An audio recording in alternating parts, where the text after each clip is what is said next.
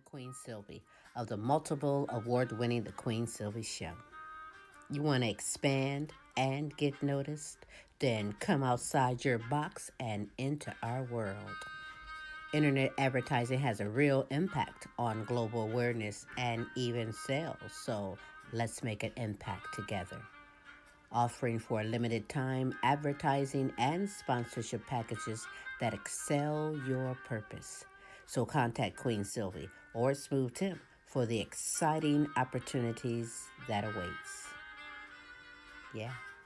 Are you tired of driving around a dirty car? Say hello to the ultimate solution for your car.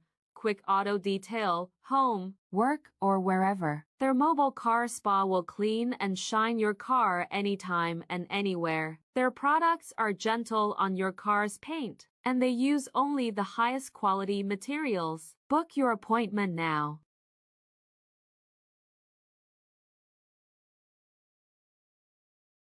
Hey kids, how would you like to hear this on the screen instead of the great show you came to see? That's what you sound like. Honest. Please cooperate and do your part in keeping this theater quiet so everyone, including you, can enjoy it. Now remember, lots of adults and kids too paid admission to enjoy the show. We must insist on absolute quiet. Oh, good madness!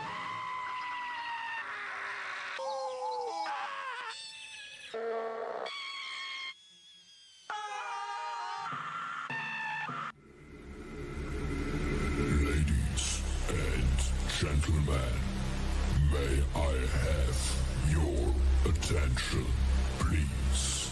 It's time for the final countdown. The show starts in 10, 9, 8, 7, 6, 5, 4, 3, 2, 1. Let's rock.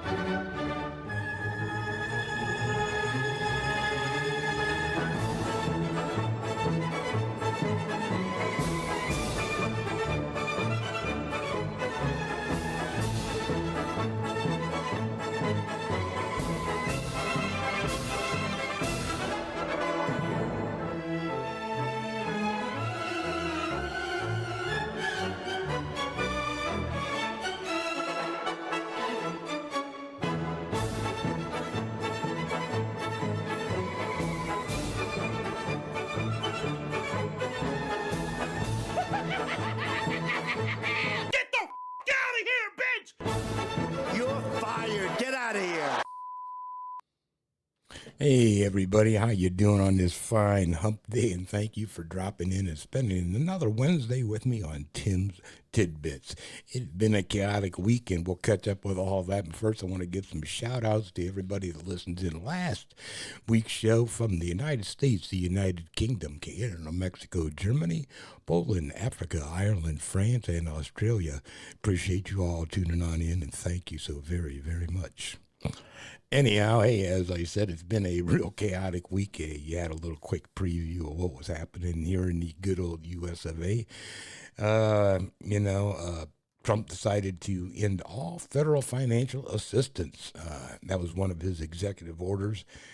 And it was inclusive of any type of foreign aid, non-governmental organizations, anything to do with DEI, or diversity, equity, and inclusion, any woke gender ideology, and anything to do with the Green New Deal, which would be, anything to do with climate change, getting things done for people. That was first founded by Franklin Delano Roosevelt, as a matter of fact, back in 1933-35. That program has been around for a minute. And he also quickly, decided that he could offer a severance package to federal workers. And what was it? He was going to give them 6 months or 8 months worth of pay, rather, if they decided to take this buyout package and get out of government. Then that'd be real interesting, because we have about 2 million federal employees. So think about that for a second here. And he's going to offer them 8 months worth of pay. So you got 2 million employees that are going to resign at 8 months worth of pay. Okay. Let's say they average about $3,000 a month. Probably make a hell of a lot more than that. But in any regard, you're talking about $48 million that they're going to be, spending of our tax dollars to get rid of people. And then who's going to be left in the government? I don't know. It's interesting. Yeah, he runs it quite like a corporation. It's quite interesting. Yeah. And I think they rolled back, he rescinded actually today some of that because of the chaos that it ensued after the order came through, because I guess nobody really knew what the hell was going on or how to handle it. In fact, the governor of Illinois, J.B. Pritzker, got up just after the White House secretary, the new White House press secretary, and check out what Pritzker had to say about this whole transition thing. Despite what the White House press secretary said at the podium earlier, I believe it is my duty to report to you the truth of what actually happened today in Illinois. Donald Trump's administration is lying to you. The White House's attempt to walk back what they did today does not match what we saw on the ground. They assured us that Medicaid would not be affected. That was a lie. Our state agencies were unable to access the Medicaid system until an hour ago, preventing payments for services. And this has been reported from states across the nation. When we reached out to federal agencies, they informed us that they have been directed not to discuss any guidance with states. They have canceled previously scheduled meetings for this week. The White House assured us that Head Start would not be affected. That was a lie. Providers across the state experienced outages, and some were unable to make their payroll. They assured us that they were doing nothing to take away individual assistance from the most vulnerable people in our state, but they refused to say that they would restore LIHEAP, the Low-Income Housing Energy Assistance Program, payments to support the unemployment system, and Meals on Wheels. These are programs that hundreds of thousands of Illinoisans depend on: children, seniors, veterans, working parents. Let's just be clear about what happened over the last 24 hours. At 7:42 p.m. last night, we saw a memo from the White House saying that they were pausing federal funding across the board. This morning, along with all 50 states across the country, we discovered that our ability to access critical federal funding had been cut off. And now the administration would like us to believe that these were just coincidental website outages. Donald Trump and his administration have not earned the benefit of the doubt. They are either lying to us or they are critically incompetent. Well, I can go along with critically incompetent to run. That's ridiculous. So that, people can't have access to their basic needs. All these programs, supporting people who are in need are going to be cut. And besides, ripping off the state, the government that, I don't know how they end up snagging money out of the state and taking away money that they deservedly have. But, hey, Tim Walz, the government of Minnesota, also had a response to all this. And I think you remember Tim, he was the running mate for Kamala during the election. But interestingly enough, you have two governors from two blue states that Trump seems to be picking on. And check out Tim Walz's response to all this mess. Donald Trump's reckless action cut off funding to law enforcement, farmers, schools, childcare, veterans, and healthcare. While he was out golfing, he threw the country into crisis. This is not bold. It's not leadership. It's stupid, buffoonish, childish of exactly what they did. Child care providers across the state, law enforcement, our prisons, things that we count on. Individuals on Medicare, things that we know matter to people's lives. And I want to be very clear about this. Minnesota is a state that pays far more into the federal government than we get back. Those are our dollars that he is stealing unconstitutionally. Congress, as I served, as Attorney General Ellison served, appropriates the dollars. This is so far beyond the pale to try and pull these dollars back. And the real thing about this was he has no idea. I understand this. Donald Trump has no idea the implications on this. The folks who did it very well know. This is right out of those 900 pages in their Project 2025 to undermine this country. It will not stand. It cannot stand. And I have asked our members of Congress. I've spoken with Senator Klobuchar and Smith. I've spoken with Representatives McCollum and Craig, left messages for our other members to get on this. I have heard nothing other than Representative Emmer saying he 100% agrees with this, and this is what the American public voted for. Not a mandate to defund the YMCA, to cut funding to hospitals, to cut funding to law enforcement. Never again will the Minnesota press ever write a story about law enforcement funding without adding that Tom Emmer cut funding to police in what he supported in this. It's an outrageous power grab. It undermines Minnesotans, and I want to tell you, we are here to do all we can to protect Minnesotans, but I cannot promise you that we can make up the nearly $2 billion a month of our money that is being held illegally by the Trump administration. Dollars that make a difference in the things that we do. Well, there you go, folks. Well, and hey, it's probably gonna happen here in Ohio and every other state that happens to be listening here in the United States. Hang on, because as I said, though they did pause that temporarily, the Trump administration realizing the huge ass mistake that they made, but. Anyhow, that doesn't stop good old Donald from putting his 2 cents in when he really doesn't know what the hell he's talking about. As a matter of fact, even when they had a meeting, he decided to visit the disaster sites in Los Angeles where they have the catastrophic fires. Obviously, that stuff is still volatile. And unfortunately, it's still going to be volatile for a while.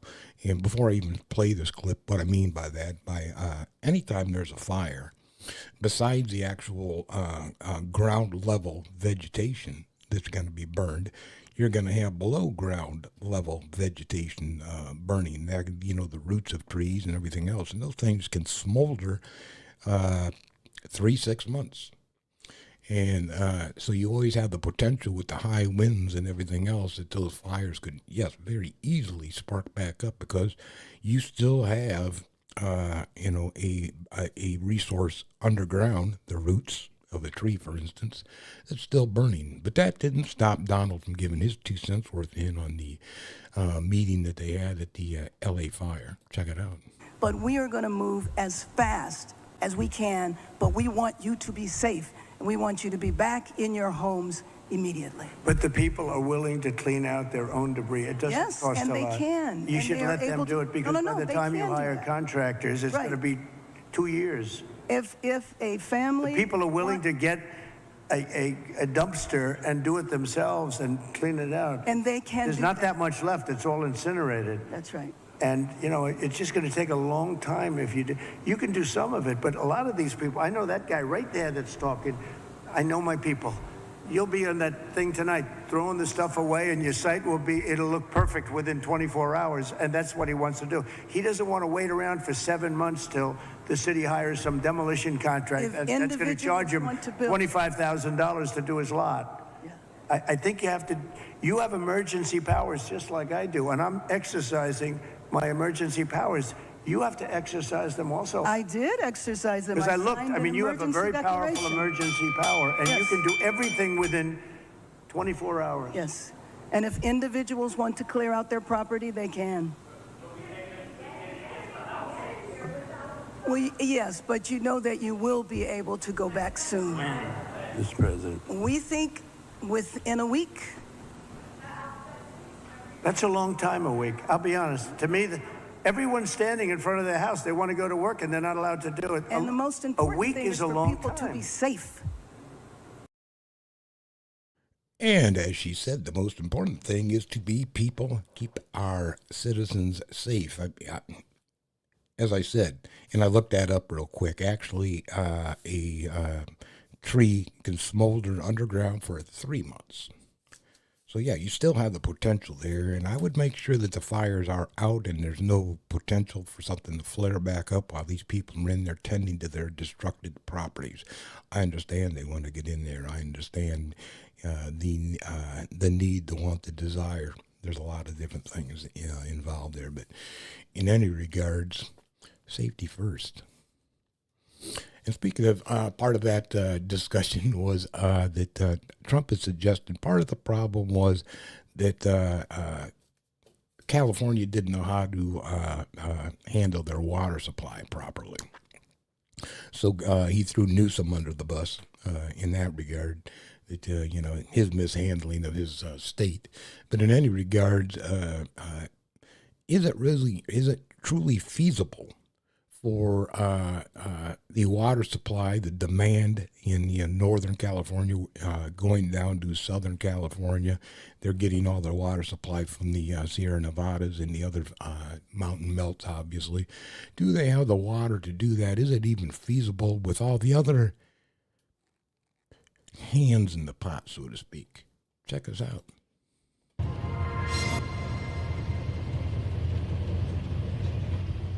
This is the intake for the Central Valley Project, the federal system that takes water from the Delta and distributes it to farmers in the Central Valley.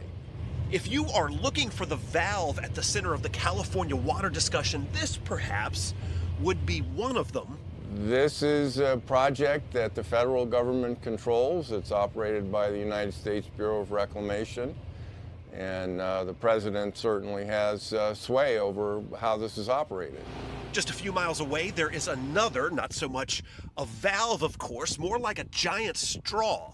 The state of California has its own separate canal system called the State Water Project that supplies water to the Central Valley and all the way to Southern California. And this is the point where it's removed from the Delta. And just a bit further up the Old River, there is another straw, this one for more than 500,000 people in the Bay Area. This is one of the intakes for the Contra Costa Water District. So the water that's taken from the Delta here supplies the drinking water for a good portion of Contra Costa County. Our captain for this tour is Michael Brodsky, legal counsel for the Save the California Delta Alliance. He says the freshwater pool that is so critical to so much of California simply has too many straws. Right. The term of art, the technical term is right now the Delta and the Sacramento River system are oversubscribed. More people have rights to take more water than the system can possibly support. Open up the pumps and valves in the north. We want to get that water pouring down here as quickly as possible. As for the president's executive order, the fish would presumably be the federally protected smelt, but saving those tiny fish isn't just about preserving them. It's also about preserving a freshwater delta against the push of a rising sea. And the more water is diverted from the Sacramento River and from the Delta, the farther upstream and the saltier the Delta gets. And it gets eventually to the point where that water can't be used for agriculture and can't be used for drinking water. And the smelt debate flows into another critique of California water policy. President Trump talked about millions and billions of gallons of water going out to sea, and he blamed that on the Delta smelt. The main reason why a whole lot of water goes out to sea that might be put to other uses is because we have nowhere to put it. We don't have any storage. We don't have the reservoir capacity, and we don't have the capacity to recharge groundwater in the Central Valley where it could be stored. Now, for his part, Brodsky says there are some possible ways out of this generational standoff over Delta water, but he says the real answers lie much farther south. We cannot continue to send an unlimited supply of water to Los Angeles, and it makes sense to look at other ways to supply Los Angeles with water.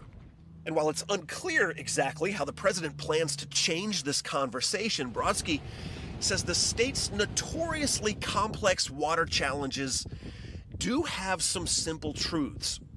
At one level, though, it's pretty simple. With the infrastructure we have now, we can't take any more water out of the Delta system without harming our Northern California farmers, our Northern California cities, and the environment. Now, we are already living with the implications of all of this, like here in Antioch, where they're building a desalination plant for the water they pull out of the river, anticipating changes as the Pacific moves in. This really is a generational discussion about what to do with Delta water. The Delta Tunnel debate is part of this, just like the peripheral canal that was proposed back in the 1980s. How does Trump change the course of this conversation? Well, that right now is anybody's guess. Yeah, anybody's guess. Yeah, there's all kinds of. California is really kind of screwed up in the regard to water rights. They have riparian rights, which would be a landowner has rights to any type of river that goes like that river that's going through his property. You have overlying rights where they can use the ground, like they're putting in that aqua filter to supply water for or storage for who knows what. Reserved rights that the government gets, and you have Pueblo Indian rights to the water. So everybody has rights to the water. It's just a huge jammed up mess when it comes to California water rights today. Anyhow, hey, speaking of a whole jammed up mess, another thing that our commander-in-chief, decided that would be a great idea would be to put up an Iron Dome. Israel's Iron Dome did such a great job, defending itself against the attack that the president thought it would be a good idea. Maybe we should get one too, right here in a good old US of A. What do you think, folks? President Donald Trump has signed many executive orders since taking office, but one in particular he will really need cooperation from Congress with if it's ever going to come to fruition, a desire to build an Iron Dome for the United States, similar to what Israel has, a project that will not be cheap to complete. This week, President Trump signed an executive order entitled the Iron Dome for America, which says, quote, within 60 days of the date of this order, the Secretary of Defense shall submit to the President a reference architecture, capabilities-based requirements, and an implementation plan for the next generation missile defense shield. As a reminder, America's Iron Dome would be modeled after the Iron Dome in Israel. It stopped thousands of rockets from Hamas over the last year and a half from landing in Israel. Here's how that Iron Dome works. A radar system seen in this marketing video monitors for more than 1,000 aerial targets at a time and finds incoming rockets. The computer then determines whether the rocket is headed for populated areas, and if it is, it sends a message to fire a guided missile to destroy that rocket. On his first day on the job, Defense Secretary Pete Hegseth highlighted the Iron Dome as a priority for the military. Iron Dome for America, this is happening quickly. And as the Secretary of Defense, it's an honor to salute smartly, as I did as a junior officer and now as the Secretary of Defense, to ensure these orders are complied with rapidly and quickly. The cost of producing an Iron Dome in the United States would be much more expensive than the one currently in Israel, mainly because the United States is so much larger and there is more area to defend. One estimate is for more than $2 trillion for this project to fully come online. For perspective, that's more than double the current military budget for the entire military in the United States. No doubt President Trump will be seeking the funds from Congress in the coming weeks and months. The president is set to formally address Congress in early March. Joe St. George, Scripps News, Washington. Well, okay. So now that gives you an idea why he wants to freeze federal funding and why he wants to, do a whole bunch of stuff like that. Screw you as a person in need, because we need to spend, what the hell was that price tag? $2 trillion on an Iron Dome. That's just totally insane. Come on. $2 trillion. Well, there's a reason, I guess, why you're going to offer 2 million workers, early compensation to get off. So here's a severance package for 2 million people, but that only saves you 48 million. You're still big time short on $2 trillion. So we'll see how all that goes. Oh, I know another way that he's actually saving money, and we highlighted that right at the very, very top of the show, and that would be maybe we should get rid of security details for the people who pissed us off. The security detail for Anthony Fauci was terminated last night, sir. Do you have a comment? No, I think, when you work for government, at some point your security detail comes off. And, you can't have them forever. So I think it's very standard. If it would be for somebody else, you wouldn't be asking the question. The question is very fair. But, you work for government. We took some off, other people too. But you can't have a security detail for the rest of your life because you work for government. For it to be taken off, sir? Yeah, we'll see what happens. Would you feel partially responsible if something were to happen to, say, Dr. Fauci No. or John Bolton? No. They all made a lot of money. They can hire their own security, too. All the people you're talking about, they can go out. I can give them some good numbers of very good security people. They can hire their own security. They all made a lot of money. Fauci made a lot of money. They all did. So if they, felt that strongly, I think that certainly I would not take responsibility. Well, then, if you want to help save money, then get rid of your Secret Service detail, too, Don. That would help out. Get rid of all that Secret Service detail. And, yeah, just besides all government workers, don't you get it for life? I thought everybody, presidents and everything like that got it for life, but who knows? Maybe I'm wrong. Maybe Don will set this course straight, and he doesn't need any type of Secret Service detail around him because he's bulletproof.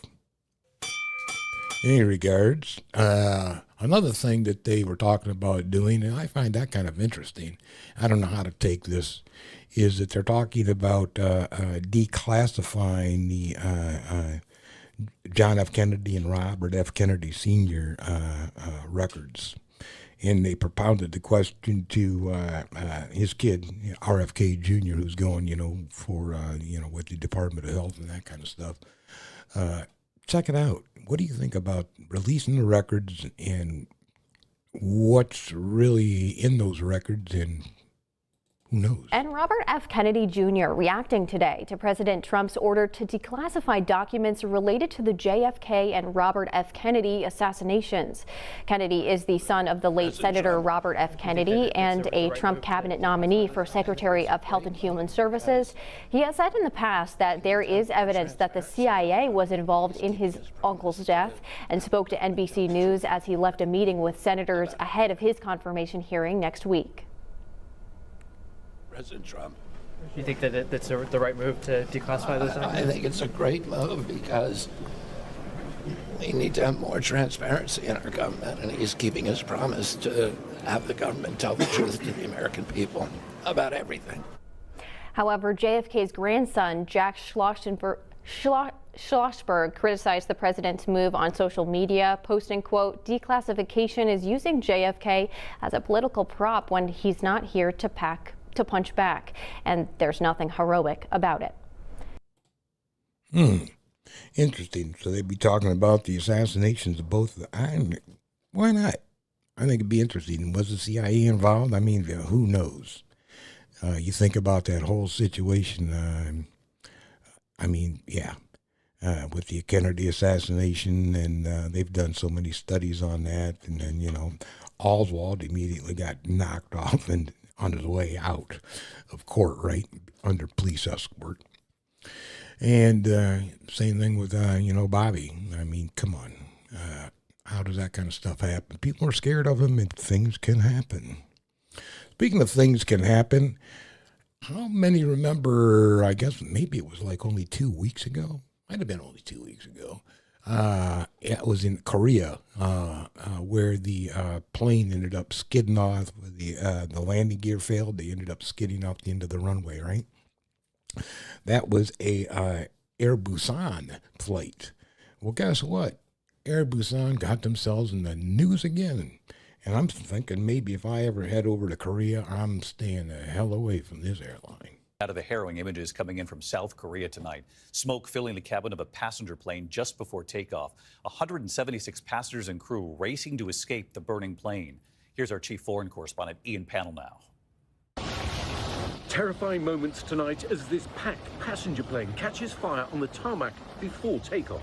The blaze stretching across the Airbus operated by South Korean carrier Air Busan. Security footage showing smoke rising, fire crews desperately trying to douse the flames. 169 passengers and 7 crew evacuated just as smoke starts to fill the cabin. Officials believe the fire began in the tail. Miraculously, only 3 people suffering minor injuries.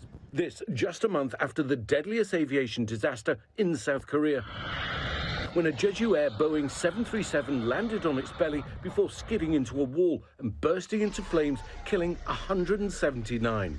David, the cause of this latest incident is now under investigation, but this was another budget airline, and they've been told to tighten their safety measures. David? Ian Pannell with us from London. Ian, thank you. Yeah, man. So you're either going to go skidding into a brick wall or you're just going to just catch on fire for no apparent freaking reason. Yeah, I'm saying that's, yeah. Air safety is sometimes questionable. You have, false doors blowing out where they should be, parts of the engine flying off, and what the hell? Yeah, I'm almost thinking that I would rather walk than fly. Say, I'll see you in about a month. Anyhow, hey, another part that of the show that I like to keep everybody up with, and that's what I like to call Watch Your Wallet. And coming up here, obviously people are still in need. And you're going to have people out there that are going to figure out a way to make ends meet. And if making ends meet harms you, I guess that's the way it goes. But anyhow, in this week's Watching Your Wallet, we're going to talk about skimmers. And when you go to the supermarket and, run your credit card through that machine that's up there, be careful. I mean, seriously, be careful. Check this out. Holiday shopping's in high gear, but there's a danger you need to be aware of when you hit the stores. Bad guys are using fake credit card readers to rip you off. Lisa Guerrero tells you how not to be a victim. Warning for holiday shoppers everywhere. This may look like a credit card reader, but it's fake. It's hiding the real one underneath. They're called skimmer devices, and with just a single purchase, scammers can steal your card number and you won't even realize it. Cops say these 2 guys aren't really construction workers. They're wearing disguises to look like one. Watch as the unsuspecting store clerk is lured over to help find something while his partner installs the skimmer. Across the USA, crooks are installing the illegal devices at gas pumps and ATMs, making off with more than $1 billion a year. I was like, oh my goodness, every bit of our money's going to be drained out of the account. We still have Christmas shopping to do. Heather Carrico says in just 2 days, someone charged nearly $1,000 to her credit card after she used it at a gas station in Maryland. Cybersecurity expert Scott Schober says card skimming has skyrocketed in the last few years. How many skimmers are there out there across the country? There's thousands of them. Visually, we cannot just rely on our eyes anymore. One way of detecting if you're being ripped off is to pay attention to the keypad. If it's sticky or hard to press, that could be a sign that the real keypad is underneath.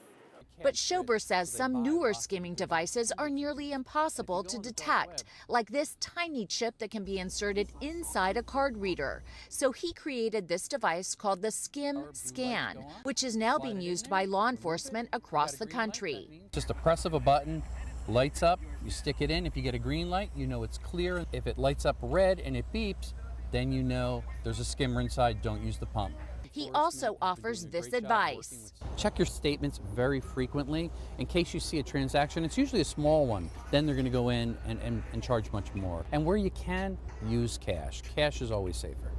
Another tip is to try to use gas pumps and ATMs that are in well-lit areas, because experts say those are harder for thieves to rig with those skimmers without being seen. Right on, man. Well, keep an eye on your stuff, folks. I'm just saying. Yeah. No, I will not use the outside pumps in gas stations, and I will not go over to the little self-service aisle, the unattended little aisles where they don't have the checkout person and they have maybe 6 or 8 checkouts that one person's trying to control. How easy is it for them to sit there and quickly overlay one of those skimmers? What did it take that guy? All of 3 seconds? So, just be careful out there. Something seems a little bit strange, something seems a little bit off. Maybe report it. Hey, another thing that gets reported sometimes is when a particular restaurant or establishment has like a issue with their food. And a lot of times you hear that, coming up through your news stations, right? But what happens when a news station goes out to Denny's to report about a health department inspection that they failed? Check this out. New tonight, a CBS 46 exclusive. Our news crew attacked at a popular diner in Metro Atlanta. Our Adam Murphy showing up at this restaurant to ask about a failing health score, but instead of simply being turned away, things get violent. I've been questioning local restaurant managers about critical health violations for more than a decade. But this week, I encountered something I've never experienced before. A violent confrontation with employees at a local diner. And it was all caught on camera. You can get out my face. Can we ask you, ma'am, about this? Expired deli meat stored in the cooler for customers? Were you serving expired deli meat? Ma'am, don't touch the camera. Don't put the camera in my face. Hey, we need to ask you don't need to be in my violations. face. Call police. It's not uncommon to get the cold shoulder when questioning a restaurant about a failing inspection. Denny's on Panola Road in Lithonia scored 52 points in a U for unsatisfactory. The health inspector busted them for expired deli meat, flying insects, and raw eggs on bacon and cheese. But these violations pale in comparison to this violation of civility. You don't have to put the camera on nobody. Y'all can get out of here with that. Y'all can go ahead. So we're not going to discuss it. They're not supposed to be in the building. So whoa. Get your hands off me. Get your hands off me. You guys need to get out. Hey. Bye. Hey. The news just walked in here. Come on now.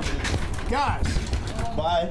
Wow. Bye. So this is how you guys have no right. So this is how you respond to violations. It's not the treatment even a news crew would expect from a place that calls itself America's Diner. And here's one of their employees. My son right here, if you film me with that camera, I'm gonna knock your ass out. And I promise you that. My son right here, son, don't do that. Cause I knock your ass out. Hey, that's assault right there. I don't give a my son right here, you. Is that how you talk? Joey. Is that how you talk in front of your son? If only their kitchen was as hot as the employees, perhaps none of this would have happened. What's your business here? You want to talk to us about this? Do you have rights to record us? Yes, we do. Why? What are your rights? You have a failing health inspection. Okay, you want to talk about the failing health inspection? The failing health inspection is it?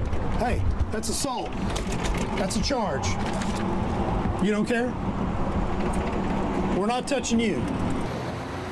Moments later, DeKalb County Police showed up at Denny's, but not for their Grand Slam breakfast. Y'all are good. Officers confirmed we were well within our rights to question the restaurant, and we were not the ones in the wrong. I received a statement from Denny's corporate office regarding the incident. They said, quote, "We are disappointed by the inappropriate and unacceptable behavior by employees." They also said, quote, "We have spoken to the franchisee at this location, and he has taken immediate action to ensure the restaurant meets our high brand standards and has taken appropriate action with employees." If you'd like to read the full statement, you can see it online. Go to the CBS 46 app. Adam Murphy, CBS 46 News. Folks, unbelievable. No, you imagine doing a news story out there and these people get pissed. I mean, sit there and assaulted, the cameraman, the newsman, and then that language that woman was dropping in front of her kid was just off the chain. You're worried about them filming your kid and you're dropping F-bombs like that? Okie dokie. Anyhow, hey, let's move on towards the end of the show. We are starting to wrap things up to the moment of, hey, we got the part that I like to call, dude, seriously? What the fuck? Anyhow, let's go back to a food item And we've seen that Denny's had issues with their food, and they didn't like it so much, obviously. And, well, there's a hot dog establishment in downtown Detroit that's having some issues, too. Who can forget this video circa 2022? Everywhere. And these is not mice, these is rats. Rats found feasting inside Lafayette Coney Island, downtown Detroit. You know the one with the rivalry with neighboring American Coney. Guess the creepy critics picked a favorite. You know, I think the rats have spoken, though. They choose Lafayette as well. 2 years later, Lafayette wins again. Well, kind of. Rats again. Oh, wow. That's sad. I really like the restaurant. Man, they got the rats in here. Another rat infestation, even though Sal, the face of the place, told our Charlie Langton this back then. Never see a rat in here ever. Never again. Friday night, sign says they're closed for remodeling. I guess that's one way to put it. It's cold outside and the rats want a warm place to stay.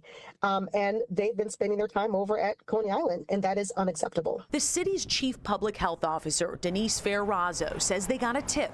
Actual rats inside the restaurant. Their inspectors went in Friday afternoon. There was an abundance of rat pellets, and we certainly can't quantify, but it was way too many to be open. The Coney volunteered to close for now. They say they'll patch holes in the basement where the rats are getting in, the same place they got in last time. Angela, how long have you been coming to Lafayette? Oh, ever since Coleman Young was mayor. Angela Greer is a hot dog special kind of gal and a loyalist. Didn't even go next door when she was turned away at Lafayette. Will you go back? I probably will. It's a hot dog, and I just love hot dogs. No, man, I don't love hot dogs that much. That dude was lying through his teeth. He was looking away. Oh, no rats. Never no rats. Never again no rats. Sal, you fibbing. Anyhow, hey, sometimes one of the most stressful situations that you could probably ever encounter would be a traffic stop. You get pulled over by the popo, and you're wondering why 50 says step out of the car. Everybody's like super tense. But what happens, geez, even if the cops get a little bit tense. Being very honest. Oh, you're all right. You okay? Hey. Put the gun down. A driver is accidentally shot in the leg by a police officer during a traffic stop. This is body camera video of the incident that happened last month in Jacksonville, Florida. The driver was pulled over for allegedly running a red light. He blew that red light. The light was yellow and turned red when I went out. It was red when he blew it. Okay. Well, I saw it. It was red. While the officer was speaking to the driver from the passenger window, he asked, "You got anything crazy in the car?" Yeah. What do you got? Citing safety reasons, he asked the driver to step out so they can remove the gun from his person. The driver complied. As Officer Mindy Cardwell removed the gun, it went off. You okay? Hey. Put the gun down. The officers then rushed to render first aid to the driver. An internal investigation revealed that Officer Cardwell had unintentionally put pressure on the trigger, causing the gun to go off, shooting the driver in the leg. Cardwell was charged with incompetence and fired, police said. The driver was taken to the hospital to be treated for his wound. So he had a hip holster on, and she's trying to dig that. That was just stupid. Yeah, she deserved to be fired. I could not imagine. Yeah, you get pulled over for a red light violation, was it? And ended up getting shot in the leg. Okay, that might be a little bit severe. I wonder if the judge let him off with a warning.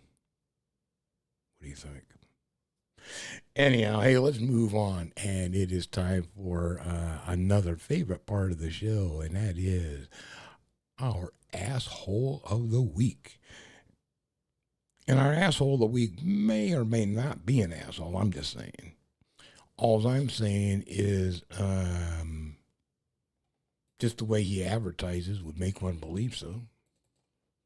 Well, it's a Lamborghini, so it already gets a lot of looks from other drivers. But if the state of Texas is correct, it's also turning heads because of the license plate on the car. The DMV says the plate is offensive. The owner disagrees. You be the judge. Joel Eisenbaum has the story only on 2 tonight. About the Houston plates. High rollers love them, and so do others. In fact, there are more than 120,000 personalized license plates in Texas. Safir Hassan, for the last 3+ years, has had one on his Lamborghini. 370H55V, as in Victor. The problem is the state says this puzzling alphanumeric jumble is no longer acceptable. They told him by letter, quote, "It has been determined that the personalization is offensive." The DMV has hummed this tune before. The standard for revocation? Would it invoke a response from other drivers that may be driving past that vehicle? Hassan argues his plate doesn't meet that standard. I definitely think the state is overreaching their boundaries. I mean, you still haven't figured out why this plate could be considered offensive, have you? How about when we flip it over? You're now looking at a blurred-out cuss word, and it took the state some time to reach the conclusion, but apparently they don't think it's funny. Quote, "Cancellation will occur 30 days from the date of this letter." Hassan is welcome to find another personalized plate, but he won't be refunded if he doesn't. Hassan is strongly considering appealing the state's decision, but he has to do it in writing, and he has to do it pretty quickly. It's better, though, than getting stuck with a fairly lame license plate like mine. Joel Eisenbaum, KPRC Channel 2 News. Like I said, so he advertised correctly, and the state took offense to it. That's actually kind of cute that he got away with it for a few years before they caught on. If they flipped that plate upside down, it says asshole. That's classic. Anyhow, folks, hey, that wraps up the show for this evening. I want to thank you so very, very much for, putting up with me and spending a little bit of time on your Wednesday evening before the shows come on late night and just melt your brain. But anyhow, hey, I hope that you learned a little something on tonight's show. And until next week, folks, again, I appreciate you. Thanks for tuning in. See you again. Mr. Owl, how many licks does it take to get to the Tootsie Roll center of a Tootsie Pop? Let's find out. 1, 2, 3. Are you serious? What the? You just bit it. You didn't even lick it. You ass. How many licks does it take to get to the Tootsie Roll center of a Tootsie Pop? The world may never know.